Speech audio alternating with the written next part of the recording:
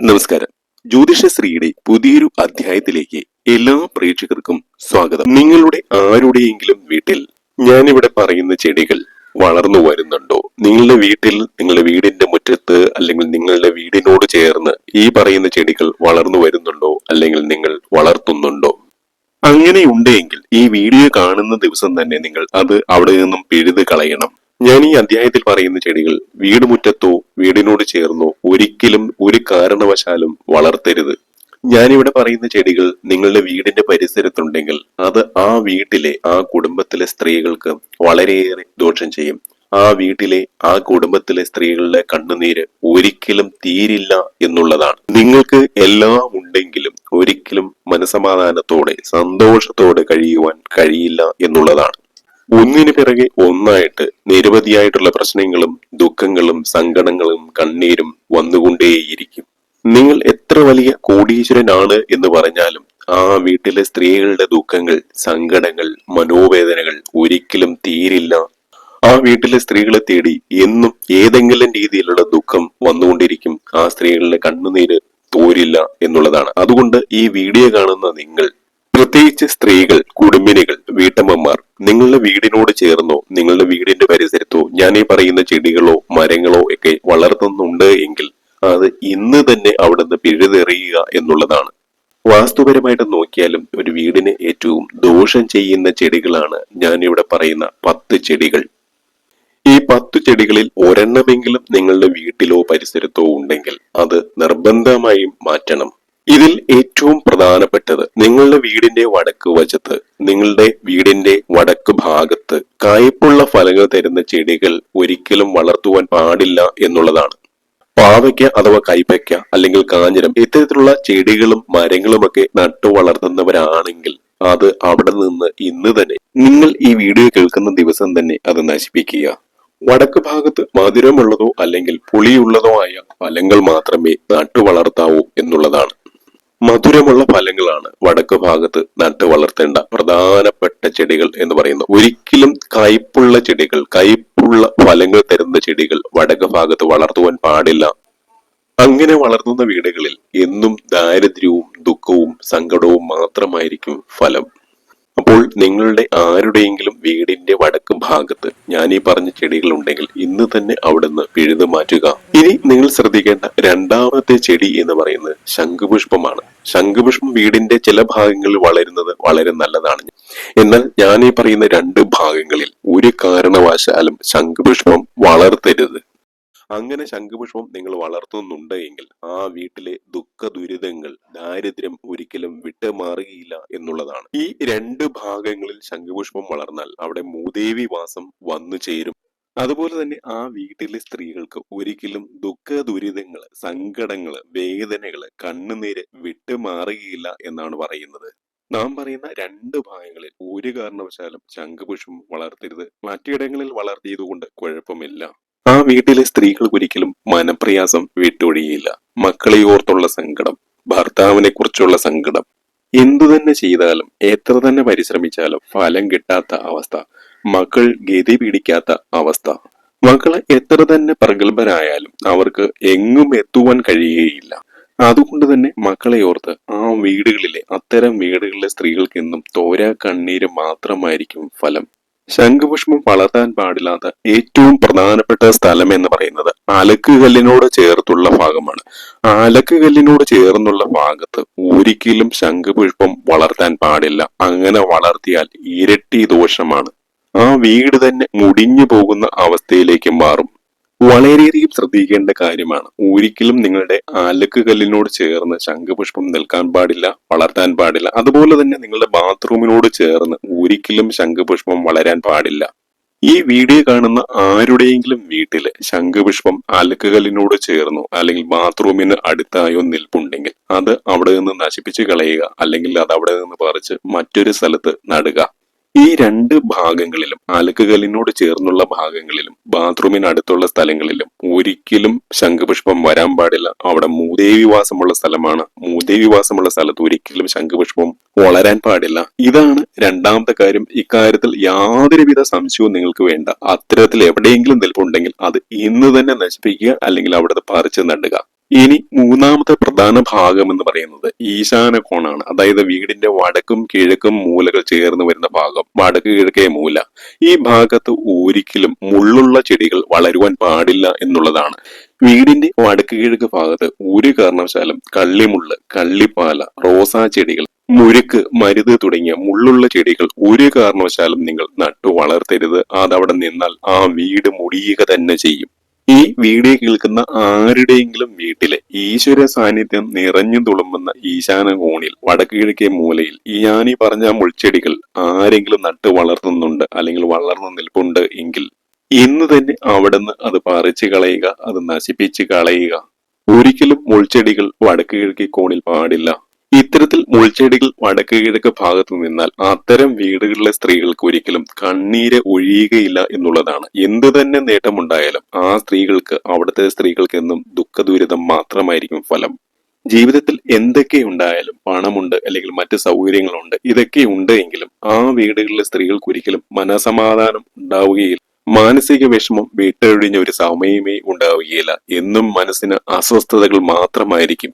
ഒന്നുകിൽ ഏതെങ്കിലും രീതിയിലുള്ള രോഗങ്ങൾ, അല്ലെങ്കിൽ മക്കളെ കുറിച്ചോർത്തുള്ള ആശങ്കകൾ, മക്കളുടെ ഭാവിയെ കുറിച്ചോർത്തുള്ള ആശങ്കകൾ, രക്ഷപ്പെടാതെ പോകുന്ന മക്കളെ കുറിച്ചുള്ള വിഷമം. അത്തരം വീടുകളിൽ ഒരിക്കലും സ്ത്രീകളുടെ കണ്ണുനീര് തോരില്ല. ഇനി നാലാമത്തെ ചെടികൾ എന്ന് പറയുന്നത് മൊസാന്ത അഥവാ മുസാണ്ട ചെടികളാണ്. പുഷ്പിക്കുന്ന സസ്യങ്ങളിലെ റൂബിയേസി കുടുംബത്തിലെ കുറ്റിച്ചെടിയാണ് ഈ മുസാണ്ട അല്ലെങ്കിൽ മൊസാന്ത എന്ന് പറയുന്നത്.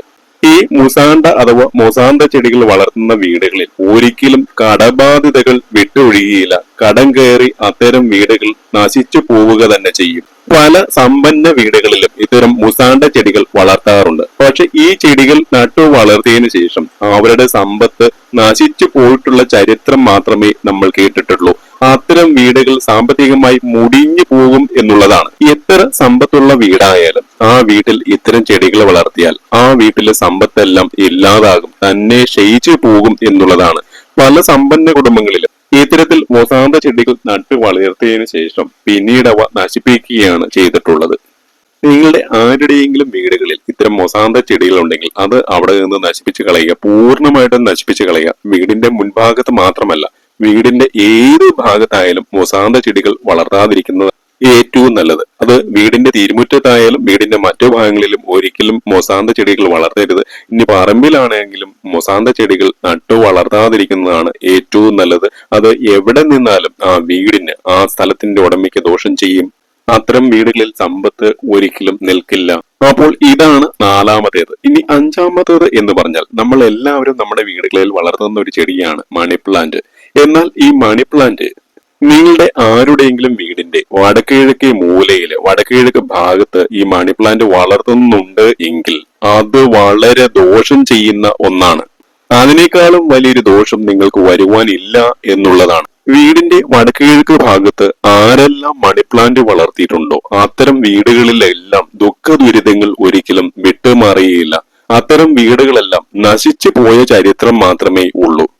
പലരും സാമ്പത്തിക ഉയർച്ചയ്ക്ക് വേണ്ടി, ധനവരവിന് വേണ്ടി വടക്ക് കിഴക്ക് ഭാഗത്ത് മണിപ്ലാന്റ് വെച്ച് പിടിപ്പിക്കാറുണ്ട്. പക്ഷെ അത് അതിനേക്കാളേറെ ദോഷമാണ് ചെയ്യുന്നത്. മണി പ്ലാന്റ് ഒരിക്കലും വീടിന്റെ വടക്ക് കിഴക്കേ മൂലയിൽ പാടില്ല. ഏറ്റവും നല്ലത് തെക്ക് കിഴക്കേ മൂലയാണ്, അല്ലെങ്കിൽ വടക്ക് ഭാഗത്ത് നടുക്കായിട്ട്, അല്ലെങ്കിൽ പടിഞ്ഞാറ് ഭാഗത്ത്. ഇവിടങ്ങളിലെല്ലാമാണ് മണി പ്ലാന്റ് നട്ടു വളർത്തേണ്ടത്.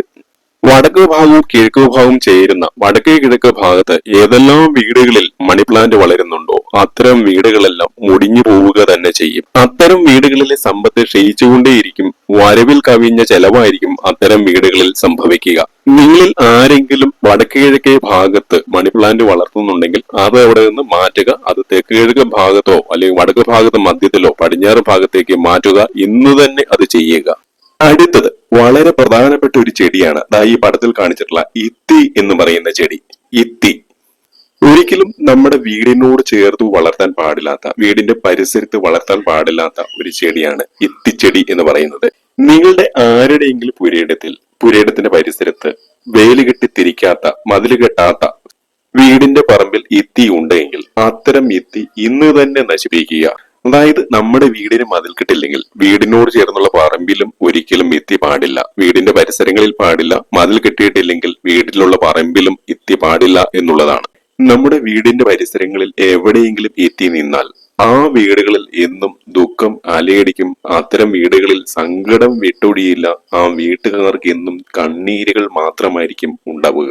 ഓരോ വിധത്തില് ഓരോന്നായിട്ട് മാനസിക വിഷമതകള്, മാനസിക അസ്വസ്ഥതകള്, മനപ്രയാസങ്ങള് ആ വീട്ടുകാരെ പിന്തുടർന്നുകൊണ്ടേയിരിക്കും.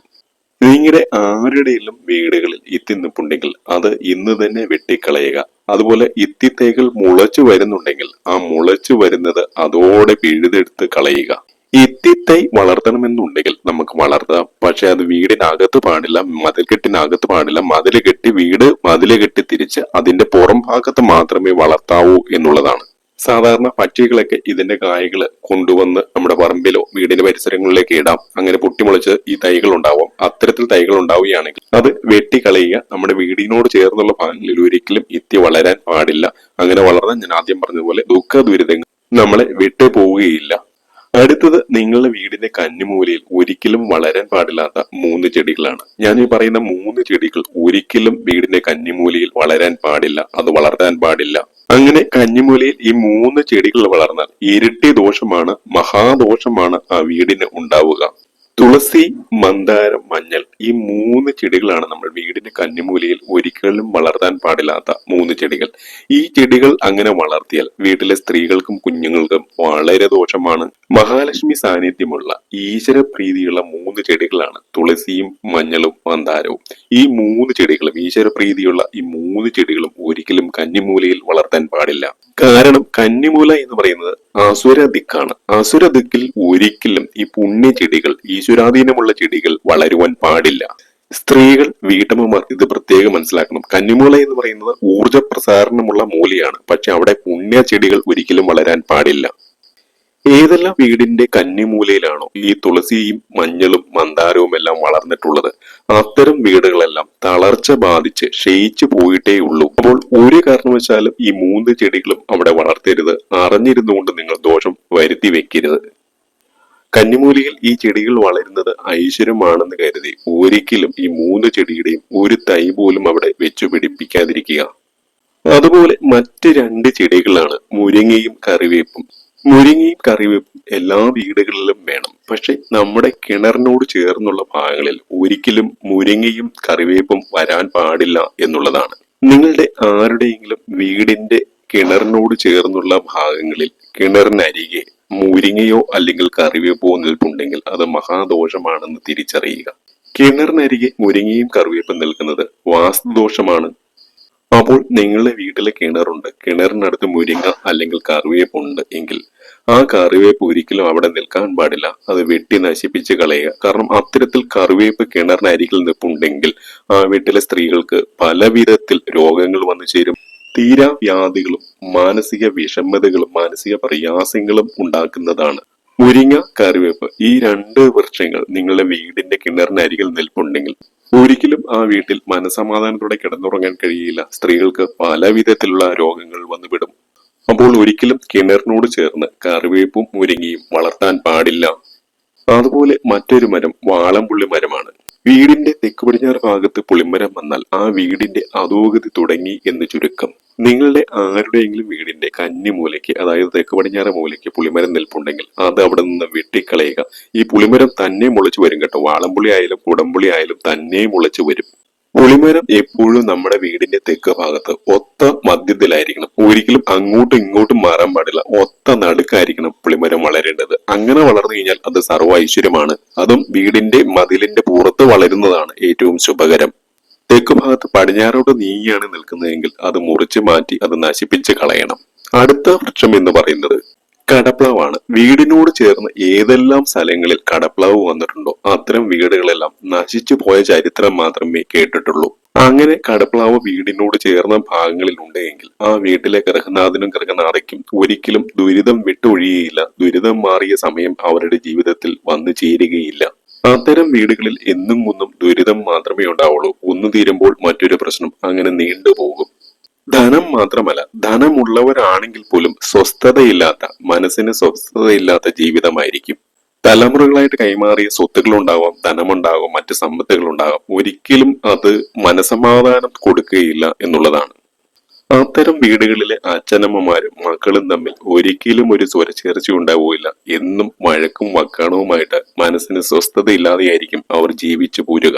കഴിവതും വീടിനോട് ചേർന്നുള്ള ഭാഗങ്ങളിൽ കടപ്ലാവുകൾ വളർത്താതിരിക്കുക. അങ്ങനെ വളർത്തണമെന്നുണ്ടെങ്കിൽ വീടിന് മതില് കെട്ടിയിട്ട് വീടിന്റെ പറമ്പിൽ അത്തരം കടപ്ലാവുകൾ എത്ര വേണമെങ്കിലും നിങ്ങൾക്ക് വളർത്താം. വീടിനോട് ചേർന്ന് കടപ്ലാവ് വളർത്താതിരിക്കുക. ഗൃഹനാഥനും ഗൃഹനാഥയ്ക്കും ഒരുപോലെ ദോഷമായിട്ടുള്ള വൃക്ഷമാണ് കടപ്ലാവ്. നമ്മുടെ വീടുകളിൽ വളർത്താൻ പാടില്ലാത്ത മറ്റ് രണ്ട് വൃക്ഷങ്ങൾ ദൈവിക വൃക്ഷങ്ങളായ പനയും ആലുമാണ്. പന എന്ന് പറയുന്നത് നമ്മുടെ നാട്ടിൽ പറയുന്ന കാളിപ്പന. കാളിപ്പനയും ആലും അത് ക്ഷേത്രങ്ങളിൽ വളരേണ്ട മരങ്ങളാണ്. നിത്യപൂജ ചെയ്യുന്ന ക്ഷേത്രങ്ങളിലാണ് കാളിപ്പനയും ആലും വളർത്തേണ്ടത്. നിങ്ങളുടെ വീടിനോട് ചേർന്ന് കുടുംബക്ഷേത്രമോ കാവോ ഒക്കെ ഉണ്ടെങ്കിൽ അവിടെ ഈ രണ്ട് വൃക്ഷങ്ങൾ വളരുന്നത് കൊണ്ട് കുഴപ്പമില്ല. പക്ഷെ നിങ്ങളുടെ വീടിന്റെ പരിസരങ്ങളിൽ ഒരിക്കലും ഈ രണ്ട് വൃക്ഷങ്ങളും വളർത്തുവാൻ പാടില്ല. അത്തരത്തിൽ ക്ഷേത്രമോ കാവോ ഉണ്ടെങ്കിൽ അവിടെ അത് വളർത്താം. കാരണം അവിടെ വെച്ചാരാധനയുണ്ട്, ഈശ്വര ചൈതന്യവും ഉണ്ട്, അവിടെ വളർത്താം. പക്ഷെ അത്തരം കാവുകളോ ക്ഷേത്രങ്ങളോ ഇല്ലാത്ത വീടുകളോട് അനുബന്ധിച്ച് ഈ വൃക്ഷങ്ങൾ വളരുവാൻ പാടില്ല. ക്ഷേത്രത്തിന്റെ അല്ലെങ്കിൽ കാവിന്റെ സാമീപ്യം ഇല്ലാത്ത വീടുകളിൽ തനിയെ വളർന്നതാണെങ്കിൽ പോലും ഈ പനയും ഈ കാളിപ്പനയും ആലും ഒരിക്കലും വളരാൻ പാടില്ല.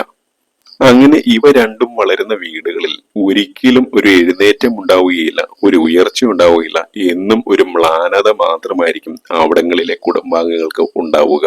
എപ്പോഴും ഒരു സങ്കടം, ഒരു ദുഃഖഭാരം മൂടി നിൽക്കുന്ന അവസ്ഥ. ഇതായിരിക്കും പനയും ആലും നമ്മുടെ വീടുകളിൽ വളർന്നാലുള്ള അവസ്ഥ.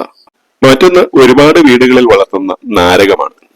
നാരകം ഏത് വീടിനോട് ചേർന്നാണോ വളരുന്നത് അത്തരം വീടുകളിൽ കടം കയറും എന്നുള്ളതാണ്. നാരകം നട്ടിടം മുടിഞ്ഞ ചരിത്രം മാത്രമേ വാസ്തു ചരിത്രത്തിൽ ഉണ്ടായിട്ടുള്ളൂ. നമ്മുടെ വീടുകളിൽ നാരകമുണ്ടെങ്കിൽ വീട്ടിലെ സമ്പത്ത് ക്ഷയിക്കും എന്ന് സാരം. നാരകം നടണമെന്നുള്ളവർ വീടിന്റെ പറമ്പിൽ നട്ടുള്ളൂ, ഒരു ദോഷവുമില്ല. പക്ഷെ 5-10 സെന്റ് സ്ഥലം വാങ്ങി നമ്മളൊരു വീട് പണിത് ആ വീടിനോട് ചേർന്നോ അല്ലെങ്കിൽ രാവിലെ നമ്മൾ ഒരു വഴിക്ക് പോകാനായിട്ട് ജോലിക്ക് പോകാനായിട്ട് ഇറങ്ങുമ്പോൾ അത് കാണുന്ന രീതിയിലോ നാരകം കണി കണ്ടുകൊണ്ട് പോകുന്ന രീതിയിലോ നാരകം വളർത്തുന്നവരുണ്ടെങ്കിൽ അത് നിങ്ങളുടെ വീട്ടുമുറ്റത്ത് നിന്ന് നിങ്ങളുടെ വീടിന്റെ പരിസരത്ത് നിന്ന് പറിച്ച് കളയുക, നശിപ്പിച്ച് കളയുക. മറ്റൊന്ന് ഇലവാണ്. നമ്മുടെ വീടിനോട് ചേർന്ന് ഒരിക്കലും ഇലവ് വളർത്തരുത്. ഇലവ് വീടിനോട് ചേർന്ന് വരുന്നത് ആരോഗ്യപരമായിട്ടും നമുക്ക് പ്രശ്നം വരും. കാരണം അതിന്റെ പൊടിയും മറ്റും ആരോഗ്യ പ്രശ്നങ്ങൾ ഉണ്ടാക്കുന്ന ഒന്നാണ്. വീടിന്റെ മതിൽക്കെട്ടിനുള്ളിലോ അല്ലെങ്കിൽ വീടിന്റെ പരിസരത്തോ ഒരിക്കലും ഇലവ് വളർത്തരുത്. വീടിന്റെ സമീപത്ത് ഇലവ് ഉണ്ടെങ്കിൽ അത് വാസ്തുപരമായിട്ടും വളരെയേറെ ദോഷം ചെയ്യുന്നതാണ്. അങ്ങനെ ഒന്നുണ്ട് എങ്കിൽ അത്തരം ഇലവ് നിങ്ങൾ നശിപ്പിച്ച് കളയുക. അടുത്തത് ബോൺസായി ചെടികളാണ്. ഈ ചിത്രത്തിൽ കാണുന്ന ബോൺസായി ചെടികൾ ഒരുപാട് പേര് വീട്ടുമുറ്റത്തും എല്ലാം വളർത്തുന്ന ഒന്നാണ് ബോൺസായി ചെടികൾ. ഫ്ളാറ്റുകളിലും വീടുകളിലും താമസിക്കുന്ന ഒരുപാട് പേർ ക്യാഷ് കൊടുത്ത് ഇത്തരം ബോൺസായി ചെടികൾ വാങ്ങി വെക്കാറുണ്ട്. വളർച്ചയെ മുരടിപ്പിക്കുന്ന ഒന്നാണ് ബോൺസായി ചെടികൾ. ഈ ലോകത്തിലുള്ള സർവ്വ വാസ്തുശാസ്ത്രങ്ങളും പറയുന്നത് ബോൺസായി ചെടികൾ വീട്ടിനുള്ളിൽ ഫ്ളാറ്റിനുള്ളിൽ വളർത്തുന്നത് ആ വീട്ടിലെ പ്രതികൂല ഊർജം ഉണ്ടാക്കും, ആ വീട്ടിൽ നെഗറ്റീവ് എനർജി ഉണ്ടാക്കും എന്നുള്ളതാണ്. ഫ്ളാറ്റായാലും വീടായാലും ആ വീട്ടിലെ കുടുംബാംഗങ്ങളെ പ്രത്യേകിച്ച് യുവാക്കളെ ബാധിക്കുന്ന, യുവാക്കളുടെ വളർച്ചയെ മുരടിപ്പിക്കുന്ന ഒന്നായിരിക്കും ബോൺസായി ചെടികൾ വളർത്തുന്നത്. ഒരിക്കലും വീടുകളിൽ വെച്ച് ബോൺസായി ചെടികൾ വളർത്തരുത്. അവിടുത്തെ കുഞ്ഞുങ്ങൾക്ക്, അവിടുത്തെ കുട്ടികൾക്ക് മഹാദോഷമായിരിക്കും അത്. ബോൺസായി ചെടികൾ വളർത്തുന്നത് തന്നെ മുരടിപ്പിച്ചാണല്ലോ. അതുകൊണ്ട് തന്നെ ആ കുടുംബാംഗങ്ങൾക്കും അതേപോലെ മുരടിപ്പ് ഉണ്ടാകും. ഇത് കണ്ടുകൊണ്ട്, ഈ ബോൺസായി ചെടികൾ കണ്ടുകൊണ്ട് രാവിലെ ജോലിക്കും മറ്റു കാര്യങ്ങൾക്കൊക്കെ വീടുകളിൽ നിന്ന് ഫ്ളാറ്റുകളിൽ നിന്ന് ഇറങ്ങിത്തിരിക്കുന്നവർക്ക് ആ ജീവിതത്തിൽ എന്നും കഷ്ടകാലം മാത്രമായിരിക്കും, എന്നും മനപ്രയാസമായിരിക്കും. ആ ജോലിയിൽ തന്നെ ഒരു കാലത്തും ഗതി പിടിക്കുകയില്ല എന്നാണ് പറയുന്നത്. അപ്പോൾ ഒരു കാരണവശാലും വീടിന്റെ തിരുമുമ്പിലോ അല്ലെങ്കിൽ വീടിനകത്തോ ഹാളിലോ ഒന്നും ബോൺസായി ചെടികൾ വളർത്തരുത്. ഞാനിപ്പോൾ ഏകദേശം 10ലധികം ചെടികളുടെ കാര്യം പറഞ്ഞു. ഈ 10ലധികം ചെടികൾ, ഈ പറഞ്ഞ ചെടികൾ നിങ്ങൾ സൂക്ഷ്മമായിട്ട് നോക്കുക. അത്തരം ചെടികൾ ഉണ്ടെങ്കിൽ നിങ്ങൾ അത് നിങ്ങളുടെ വീടുകളിൽ നിന്ന്, വീടിനകത്തായാലും പുറത്തായാലും അത് നശിപ്പിക്കുക. എല്ലാവർക്കും നല്ലൊരു ദിവസം നേർന്നുകൊണ്ട് മറ്റൊരു അധ്യായത്തിൽ കാണുന്നതുവരെ എന്റെ എല്ലാ പ്രിയ പ്രേക്ഷകർക്കും ഹൃദയപൂർവ്വം നന്ദി, നമസ്കാരം.